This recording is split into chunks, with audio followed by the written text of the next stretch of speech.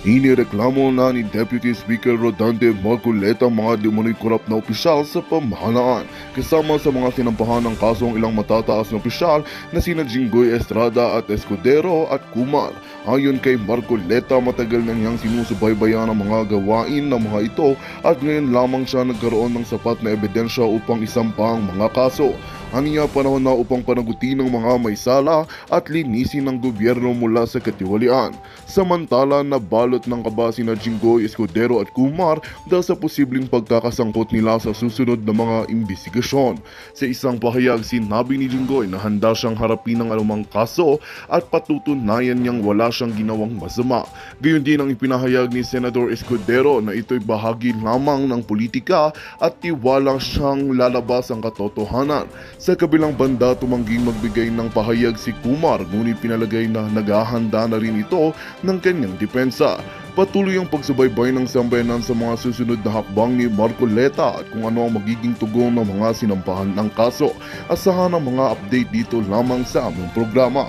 At yan nga ang balitang ating pagkakatutukan. Ngunit bago ang lahat, siguraduhin mag-subscribe at ihit ang notification bell para sa patuloy na pagtutok sa mga sulyap ng bagong balita sa tunay na boses ng masa.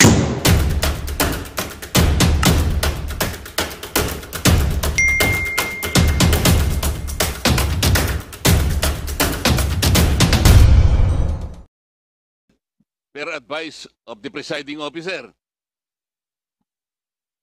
Your Honor, please. Hindi nga, parang sigurado ka. Yung pala yung pinangangatawanan mo eh.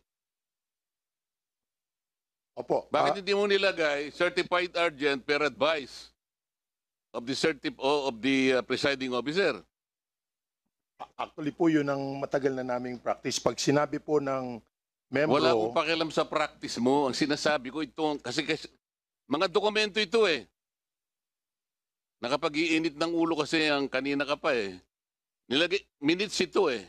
Calendar of business, sinabi mo certified urgent from the office of the mayor. Hindi pala totoo. So niloko mo na yung Sangguniang Bayan. Tama. Pati kami, niloloko mo rito. Tama.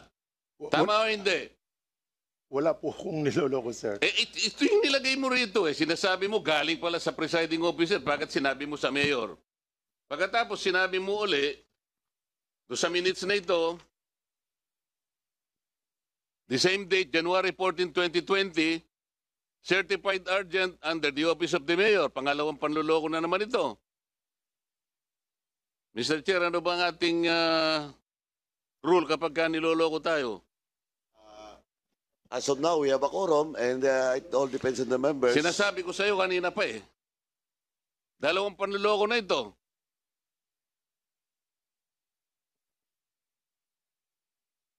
Sagot. Anong gusto mo sabihin? Ayon po dito sa certification, Your Honor, please. Hindi nga. Okay, sa agenda mo, sabi mo, certified urgent from the mayor. Hindi totoo, galing pala sa presiding officer. Pagkatapos sa minutes of the meeting, certified urgent from the office of the mayor, hindi rin totoo. Pagkatapos nagbigay ka ngayon ng certification, pangatlo. Ito ngayon lang, binigay mo sa amin.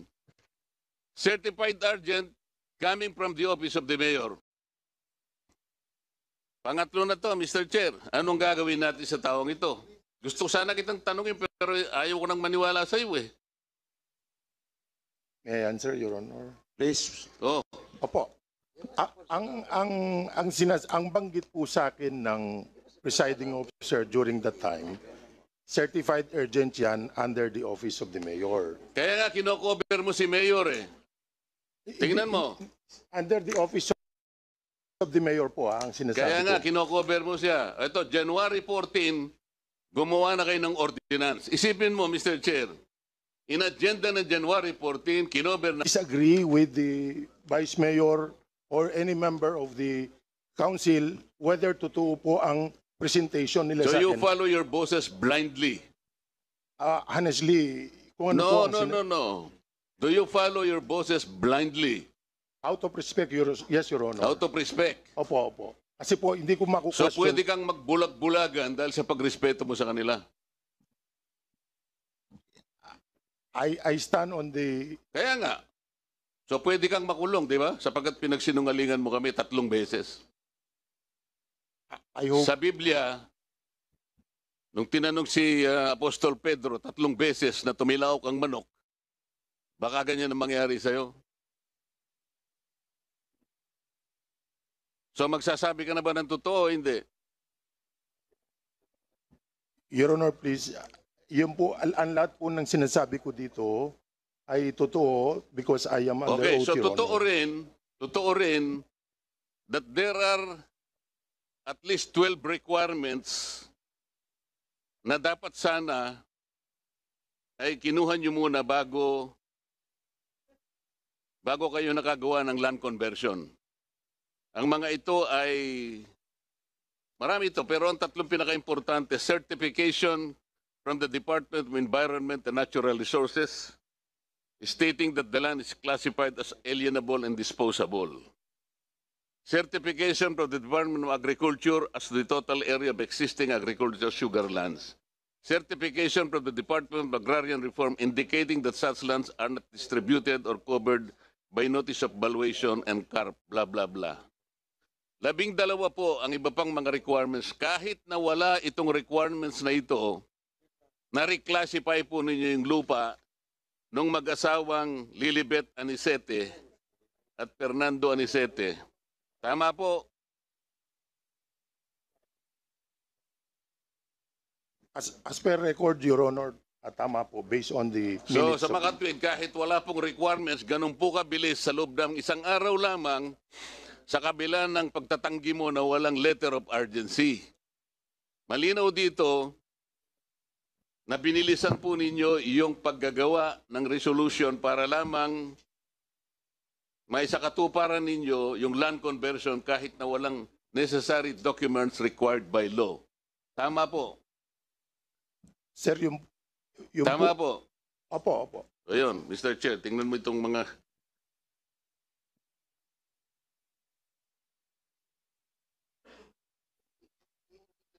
Ngayon po, Mr. Chair, wala kasi ang ombudsman sapagkat sinabi nga nila hindi sila makakapag-attend dito. Pero ang original charge po kasi kay Mayor, gross neglect of duty at saka grave misconduct under Section 3E, Republic Act 3019, Anti-Graft and Corrupt Practices po ito. Ngayon, gusto ko po sanang itanong, with all due respect sa ombudsman, bakit po nung mapatawan po siya ng 6-month suspension, ay naging administratively liable lang siya for simple neglect of duty and simple misconduct. Ito sana yung, kaya po tayo dumidinig dito, Mr. Chair, sapagkat tinanggap na po na there are 12 requirements necessary for them to evaluate whether or not they will reclassify the land, pero wala. Inamin po nila, bakit po kaya simple neglect of duty and simple misconduct lang ang naipataw ng ombudsman? Siguro bibisitahin po natin siguro, Mr. Chair, sa mga susunod na araw, baka pwede nating i-suggest na i-amend natin ang charter ng ombudsman. Anyway, Congressman Marcoleta, your point is duly noted, and we'll write a letter to the Office of the Ombudsman with regards to that. And actually, question of the issue with regards to reclassification, ito din pong nangyari doon sa Mexico, Pampanga, yung mga conversion ng lupa na walang specific requirements. And in fact, in this issue with regards to the mga property, may sulat po dito, we have just received a letter coming from the Department of Agrarian Reform and DNR na indeed wala ngang certificate of conversion. So it confirms the allegation, Kong Dante. Please proceed. Ang binabanggit ko po, I'm referring to Section 60, Chapter 4 po ng Disciplinary Action. Ito po sa charter ng Ombudsman, Mr. Chair. Nasa pagdidisiplina pala ng elective local officials, hindi lamang suspension, kasama po yung removal from office. on any of the following grounds, ano? Dishonesty, abuse of authority. Ito po, sa tingin ko po, higit pa rito yung nangyari ngayon. Ngayon, meron po bang representative ang Sangguniang Panlalawigan, Mr. Chair? Please, Attorney Canlas. Pinduto. Magandang umaga po sa inyo lahat. Attorney Carlas, yes, sir. are you familiar with DILG Opinion number 22, series of 2020? I'm very familiar, sir, but if you could refresh my memory. Ang date po nito ay January 31, 2020. I'm not really familiar, sir.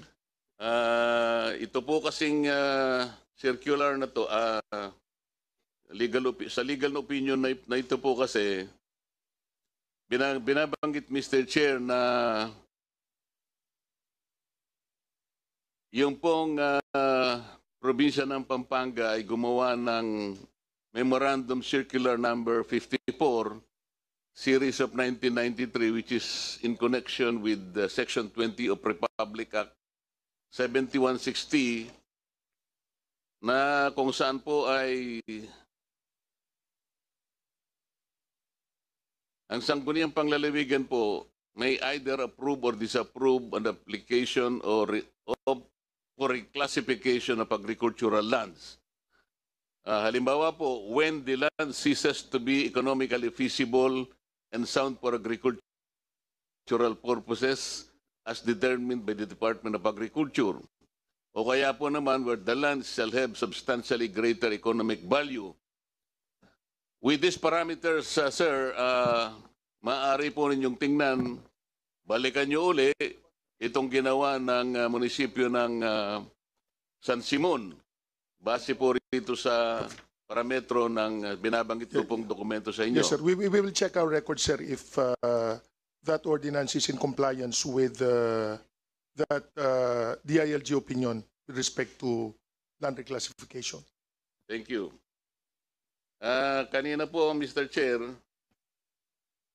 ay nabanggit nga yung anomalous land purchases sa expansion po ng munisipyo ng San Simon, na kung saan dito ay nasuspinde pala si Mayor Abundio Punsalan ng 6 months, pero May 2020 pa po ito, so matagal na ito. Ang violation niya po rito, again, is grave misconduct. In charges po niya, gross negligence, and gross dereliction of duty, and grave abuse of authority under Section 660 of the Local Government Code. Ito po yung gusto sana nating i-refer sa Ombudsman, Mr. Chair, sapagkat dito maliwanag na naman, yung background po nito ay illegal use and disbursement of public funds. Ito po yung 45 million pesos. Yung lote po na binili ng munisipyo ay covered po ng resolution dated February 4, 2020. Ito, urgent resolution na naman po ito. Puro urgent resolution po ito. Sabi po ni George Carino, Mr. Chair, meron pong kontrata itong pagbabayaran na ito. Tama po ba ito, Mr. Carino? I'm sorry, Your Honor, hindi po ako ang sumagot noon. Ano po? I'm sorry, hindi po ako ang sumagot doon sa whether or not there is a contract pertaining to the purchase of land, Your Honor. Pero kayo po ba yung Sangguniang Secretary anong panahon na ito'y binili? Opo, Your Honor. So meron po bang kontrata ito? Yung pong contract, hindi ko po, it's in the office of the mayor. O pwede po ba sumagot si Mayor? Mayor, kayo po kasi inasunto rito. Administrative case po na isinampa ng Sangguniang Panlalawigan. Ang sinasabi po rito ay wala po kayong deed of sale. Tama po ba ito?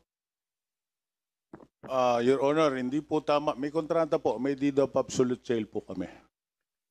Nai-submit na po ba nyo sa opisina ng COMSEC po ito? Hindi pa po yata. Pero sa Sangguniang Bayan, Panlalawigan po, na-submit yan kasi na-penalty po ako ng 6 months yan for my administrative. Kasama po yung, meron pong corresponding voucher po ito ng sale? Yes po, meron po. Kompleto po. Meron pong certified true copies ng titles? Meron po. Magsasubmit po kami ulit kung Meron pong kailangan. Ano po, appraisal po yung aming Oo nga, pinagbasihan. lahat po ng itong sinasabi ninyo, inai-submit po ninyo sa COMSEC? Hindi pa po, hindi pa. Kanino po nyo sinubmit?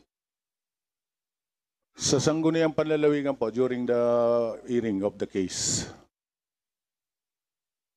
Nandyan po yung Sangguniang Panlalawigan. Sinubmit po lahat ang dokumentong ito na binabanggit natin? May I be recognized, Your Honor, please? Yes, sir. We have a copy of our official copy of our decision rendered in the administrative case filed against Mayor Abunjo Punsalan et al., Your Honor. This was a decision rendered by the Sangguniang Panlalawigan way back in May 24, 2021, and we impose the maximum penalty allowed by law to the Sangguniang, wherein we impose the maximum penalty of 6 months suspension. We have summarized the factual basis of the decision. As per our decision, Your Honor, with respect to the disbursement of public funds, the Municipality of Mexico issued and paid the amount of 45 million, Municipality of San Simon rather, 45,007,200 pesos, Your Honor, in connection with the parcel plan. The basis of the decision, because the check, the payment was actually made February 12, 2020, Your Honor, but as per record submitted to us by the COA who testified before the administrative case when it was heard by the Sangguniang Panlalawigan, the deed of sale was dated February 14, 2020. So the payment was paid in advance even before the deed of sale was even executed, Your Honor. And in fact, during the time when the then COA representative testified, Your Honor, there was this letter submitted, duly signed by the members of the Finance Committee who are also present now, the municipal accountant, the municipal treasurer, and the budget officer, Your Honor, attesting to the fact that they told the mayor that the payment is irregular, the transaction is irregular because there were incomplete documents. And in fact, the resolution of authority that was granted to him at the time, Your Honor, was dated February 4. But as per provisions of the Local Government Code, unless otherwise included in the ordinance as to the date of effectivity, the effective date of that resolution is 10 days after its enactment. So effectively, the resolution of authority becomes valid only on February 14.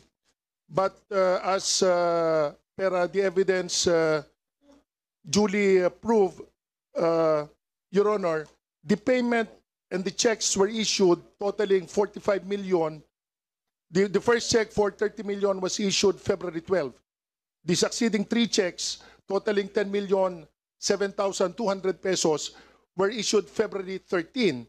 But the deed of sale that was presented for audit to the COA was dated February 14, 2020, Your Honor. So payments were made even though there was no existing deed of sale. And what is more appalling, Your Honor, is the fact that the titles to the property, they have a notice of lease pendants duly annotated in the memorandum, Your Honor. Attorney. Kaya nga I meant to question his statement that there was a valid deed of sale. Ang totoo, wala. Yes, Kaya Your Honor. nagsisinungaling na naman siya sa ating take note, Mr. Chair. Hindi lamang yon, kahit na mag-produce sila ng deed of sale, hindi po pwede because the deed of sale is between the owner and Mr. Gian Jebi Reyes Lim. Ito pong Gian Reyes Lim has no authority to sell the subject lots. Hindi naman po siya, kasi itong mga binili nilang, tama yung sinasabi nyo, binili nilang mga lupa are involved in a case pending before the RTC of Macabebe, Pampanga in Branch 54. Yes, Your Honor. Ito po ay pinoprobate pa to sa will ni Artemio Reyes Sr. Hindi Special Proceedings number 05-0534. Ngayon, si Gian Reyes does not appear to be an heir to this probate proceedings. Hindi rin siya administrator. Paano po ibinenta kay Lim yung mga lupa at kahit na ito'y cover pa ng deed of sale, hindi tama, mali din, hindi ba, attorney? Yes, Your Honor. At pagkatapos, ang gusto kong itanong sa'yo, kagaya ng sinabi mo, totoo lahat yon, puro mali ang kanilang mga ginawa at mga patakaran nila, kaya nga po yung charge nila ay grave misconduct in office, gross negligence in the performance of official duties, and gross dereliction of duty. Ngayon po, ang tinatanong ko, kung anong opinion mo, if we talk about Section 20 of the Local Government Code, po pwede naman kasing removal from office eh.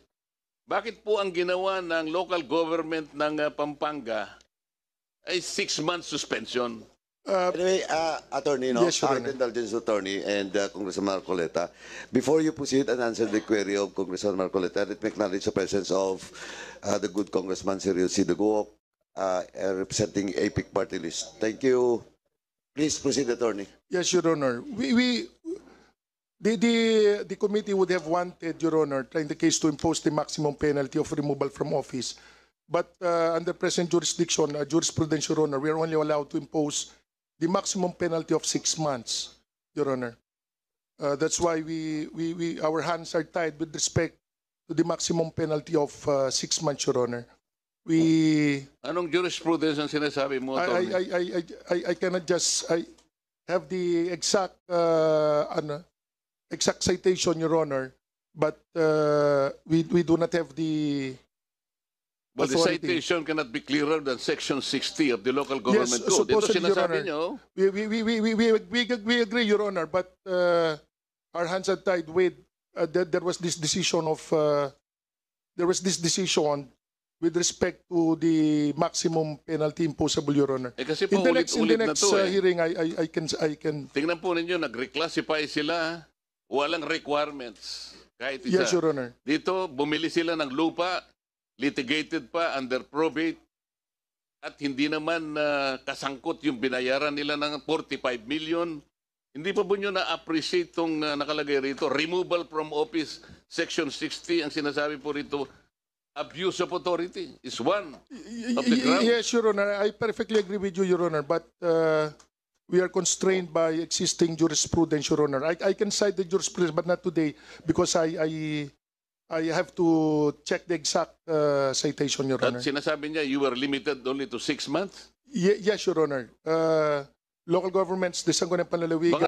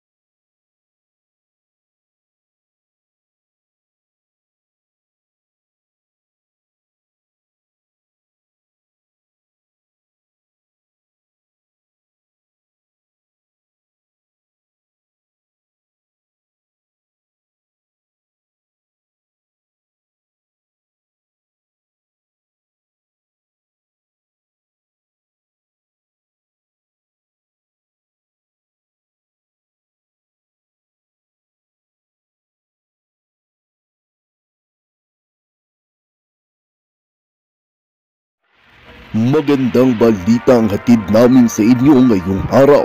Sa pagtatapos ng aming balitaan, nagbigay kami ng mga mahalagang impormasyon. Maraming salamat sa pagtutok at pagsuporta sa aming programa. Huwag kalimutang manatili sa mga susunod na araw para sa mga bagong balita at mga kwento na dapat nating abangan. Mula sa Boses ng Masa, magandang araw Pilipinas!